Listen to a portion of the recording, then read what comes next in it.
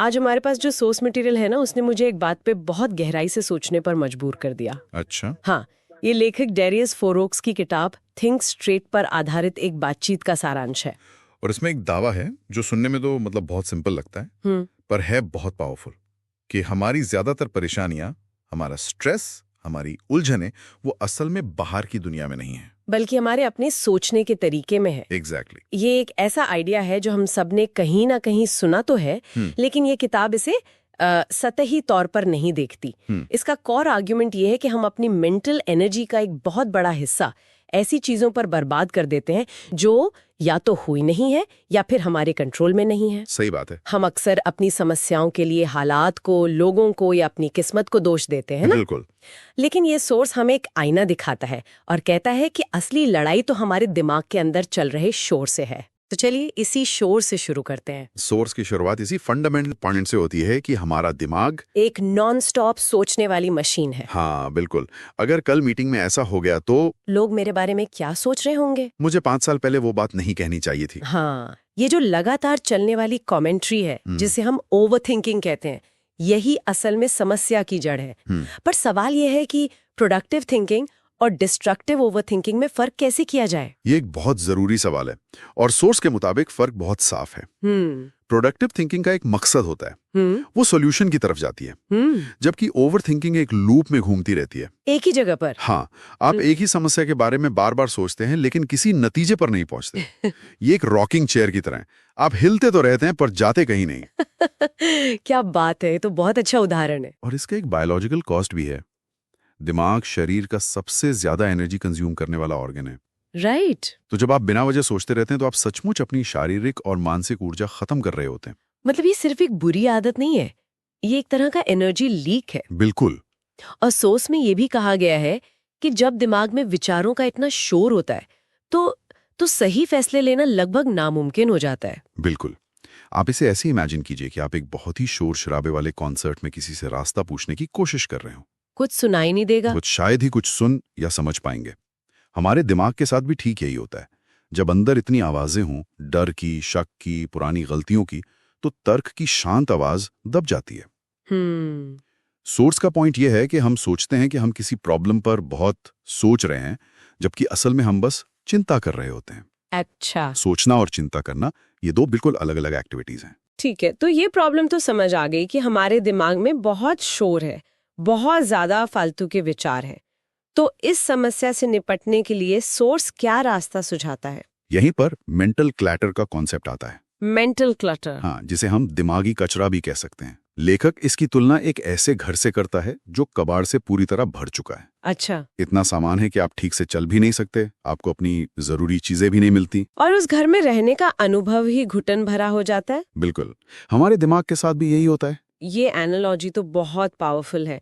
मतलब बेकार के विचार, पुरानी बातें, भविष्य की चिंताएं, हाँ, और दूसरों के ओपिनियंस, ये सब वो कबाड़ है जो हमारे मेंटल स्पेस को भर देता है। हाँ, और सोर्स इसे और भी गहराई से देखता है। ये क्लैटर आता कहाँ से है? कुछ तो हमारे अतीत से आता है, वो बातें जिन पर हमें पछतावा है। कुछ भविष्य से, वो चिंताएं जो शायद कभी सच ही ना हो। राइट। और एक बड़ा हिस्सा दूसरों की उम्मीदों और सोशल मीडिया से आता है। हाँ, ये तो बहुत बड़ा फैक्टर है आजकल। और इस क्लटर का सबसे बड़ा नुकसान ये है कि जब आपको किसी जरूरी, क्रिएटिव या शांत विचार के लिए जगह चाहिए होती है तो वो मिलती ही नहीं है, क्योंकि सब कुछ उस कचरे के नीचे दबा होता है। एग्जैक्टली। तो इस दिमागी घर की सफाई मतलब कैसे की जाए? क्या सोर्स कोई प्रैक्टिकल टेक्निक बताता है? हाँ, एक बहुत ही प्रैक्टिकल आइडिया दिया गया है। इसे हम थॉट ट्रियाज सिस्टम कह सकते हैं। जैसे इमरजेंसी रूम में मरीजों को प्राथमिकता दी जाती है। ओके। जब भी कोई परेशान करने वाला विचार आपके दिमाग में आए तो खुद से सिर्फ एक सवाल पूछें, क्या मैं इस पर अभी इसी वक्त कोई एक्शन ले सकता हूँ? Okay, interesting. Is this actionable right now? Exactly. अगर जवाब हाँ है, जैसे मुझे एक जरूरी ईमेल भेजना है, तो उसे करें। ठीक है। अगर जवाब नहीं है, जैसे पता नहीं 5 साल बाद मेरी करियर कहाँ होगी, तो आप उस विचार को मेंटली शेल्फ कर दें, मतलब एक तरफ रख दें। तो पॉइंट ले नहीं है कि आप समस्याओं को इग्नोर कर रहे हैं। नहीं, बिल्कुल नहीं। पॉइंट ये है कि आप नॉन एक्शनेबल चिंताओं को अपने दिमाग का प्राइम रियल एस्टेट ऑक्यूपाई करने से मना कर रहे हैं। आप कह रहे हैं इस पर सोचने का सही वक्त अभी नहीं है। पर यह सुनने में जितना आसान लगता है, करने में उतना ही मुश्किल है। कोई चिंता वाला विचार जब बार बार आए तो उसे शेल्फ करना इतना इजी तो नहीं होता, वो तो बार बार दरवाजा खटखटाता है। बिल्कुल सही पॉइंट है। और लेखक ये नहीं कहता कि ये एक दिन में हो जाएगा। ये एक प्रैक्टिस है, एक मेंटल मसल है जिसे ट्रेन करना पड़ता है। इसका पहला कदम है अवेयरनेस। बस ये पहचानना कि ओके, ये एक नॉन एक्शनेबल थॉट है।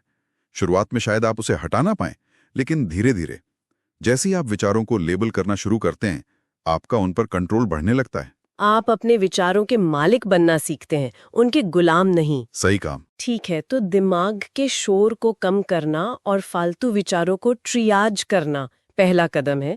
लेकिन कुछ विचार तो बहुत ताकतवर होते हैं, खासकर हमारी भावनाएं जैसे गुस्सा, डर या जलन।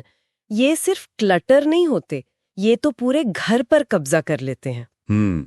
स्रोत इस बारे में क्या कहता है, इनसे कैसे निपटा जाए? ये बहुत ही इंपॉर्टेंट पॉइंट है। और सोच भावनाओं और फैसलों के बीच के रिश्ते को बहुत साफ तरीके से समझाता है। सबसे पहली बात, भावनाएं गलत नहीं है। अच्छा। गुस्सा आना, डर लगना, दुखी होना, ये सब नॉर्मल ह्यूमन एक्सपीरियंसेस हैं।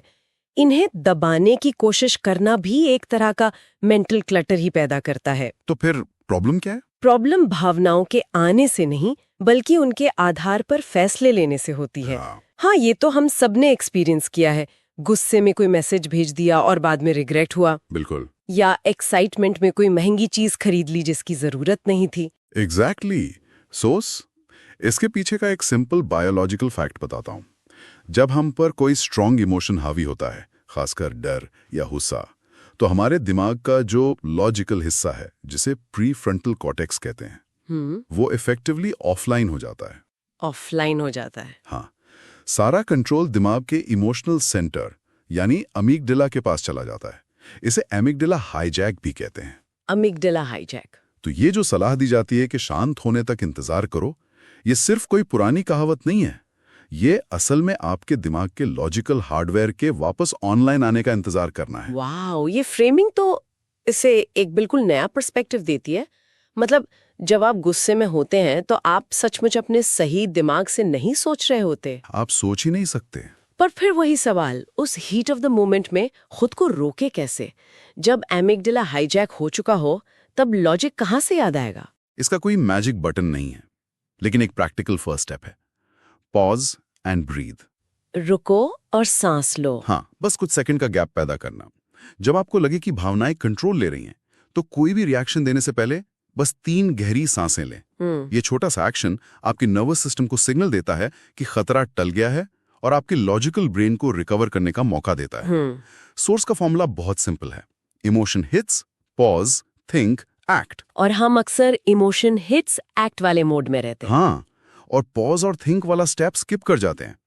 सीधी सोच का मतलब है उस पॉज को अपनी आदत बनाना। तो हमने ओवर थिंकिंग के लूप को समझा, मेंटल क्लटर को साफ करने की टेक्निक देखी और भावनाओं को मैनेज करने के लिए पॉज की पावर को जाना। इन सब का निचोड़ क्या है? ये सब मिलकर एक आसान जिंदगी की तरफ कैसे ले जाते हैं? इन सब का निचोड़ एक ही लाइन में है। जिंदगी को जरूरत से ज्यादा कॉम्प्लिकेट करना बंद करें। सोर्स का जो सबसे बड़ा संदेश है वो ये है कि सिंप्लिसिटी एक चॉइस है। कम सोचें लेकिन साफ सोचें। एक समय में एक ही चीज पर ध्यान दें। और सबसे जरूरी बात, एक्शन ले। हाँ, एक्शन लें। एक्शन वाली बात पर थोड़ा और बात करते हैं। हम अक्सर सही मौके या परफेक्ट प्लान का इंतजार करते रह जाते हैं। एनालिसिस पैरालिसिस जिसे कहते हैं। हाँ, और सोर्स इसे बहुत अच्छे से एड्रेस करता है। एनालिसिस पैरालिसिस वो स्टेट है जहां आपके पास इतने सारे ऑप्शंस और इतनी इंफॉर्मेशन होती है कि आप फैसला लेने की जगह फ्रीज हो जाते हैं। बिल्कुल, एक हिरन की तरह जो गाड़ी के हेडलाइट्स देखकर सड़क के बीच में ही जम जाता है। क्या बात है, बिल्कुल वही। और आज के जमाने में ये बहुत आम है। इसका कोई रिलेटेबल एग्जाम्पल? सबसे कॉमन एग्जाम्पल है नेटफ्लिक्स पर मूवी चुनना। ये तो रोज होता है। आप परफेक्ट मूवी ढूंढने के लिए एक घंटा स्क्रोलिंग करते रहते हैं और आखिर में थक कर कुछ भी नहीं देखते। सही बात है। लेखक का तर्क है कि इससे बेहतर होता कि आप 5 मिनट में एक ठीक ठाक मूवी चुनकर उसे देखना शुरू कर देते। पॉइंट यह है कि एक्शन लेने से क्लैरिटी मिलती है। जब आप चलना शुरू करते हैं तभी आपको पता चलता है कि आगे का रास्ता कैसा है। बैठे बैठे सिर्फ नक्शा देखने से कुछ नहीं होता। So action creates clarity, not the other way around. Precisely. यही एक्शन ओरिएंटेड मानसिकता है जिस पर सोर्स जोर देता है। सोच जरूरी है लेकिन एक लिमिट तक, उसके बाद एक्शन लेना जरूरी है। सीधी सोच का मतलब यही है। हाँ, समस्या को समझो, एक पॉसिबल सॉल्यूशन चुनो और उस पर काम करना शुरू कर दो। और अगर वो काम नहीं करता तो कोर्स करेक्ट करो, दूसरा रास्ता अपनाओ, लेकिन एक ही जगह खड़े रहकर सोचते रहने से मंजिल कभी नहीं मिलेगी। आज की इस पूरी चर्चा को अगर मैं समेटूं तो सार यही है कि जब हमारी सोच सीधी और साफ हो जाती है तो जिंदगी की उलझनें अपने आप कम होने लगती हैं। ये कोई जादू नहीं, बल्कि कॉज एंड इफेक्ट का सीधा नियम है। सही कहा। अगर अंदर की दुनिया सुलझ जाए तो बाहर की दुनिया से डील करना आसान हो जाता है।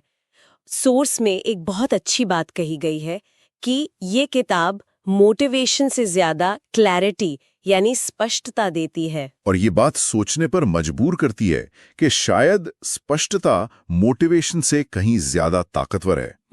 ये तो है। मोटिवेशन एक लहर की तरह है जो आती जाती रहती है। सही बात है। लेकिन अगर आपके पास क्लैरिटी है कि आपको क्या करना है, क्यों करना है और अगला कदम क्या है, तो आप बिना मोटिवेशन के भी डिसिप्लिन के साथ आगे बढ़ते रहते हैं। ये एक बहुत पावरफुल थॉट है। और इसी से जुड़ा एक सवाल मेरे मन में आता है जिस पर शायद हमारे लिसनर को सोचना चाहिए। बताइए। सोर्स हमें अपने विचारों को साफ करने यानी अंदरूनी सफाई पर जोर देने के लिए कहता है, लेकिन क्या हमने ये सोचा है कि हमारे दिमाग में ये वैचारिक गंदगी या मेंटल क्लटर आता कहाँ से है? अच्छा सवाल है। क्या ये सिर्फ हमारी अंदरूनी प्रक्रिया है या आज की हाइपर कनेक्टेड दुनिया जैसे 24/7 न्यूज साइकिल, सोशल मीडिया का ओपिनियन ओवरलोड, हाँ, और दूसरों की जिंदगियों की कांस्टेंट हाईलाइट रील, क्या ये सब इसे भरने में एक बहुत बड़ी भूमिका निभा रही हैं? तो सवाल यह है कि सीधी सोच का मतलब सिर्फ अपने विचारों का प्रबंधन करना है या फिर अपनी इंफॉर्मेशन डाइट यानी हम किस तरह की सूचना का सेवन करते हैं उसका भी प्रबंधन करना है। शायद दिमाग को साफ रखने के लिए पहले ये तय करना जरूरी है कि हम उसमें कचरा जाने ही ना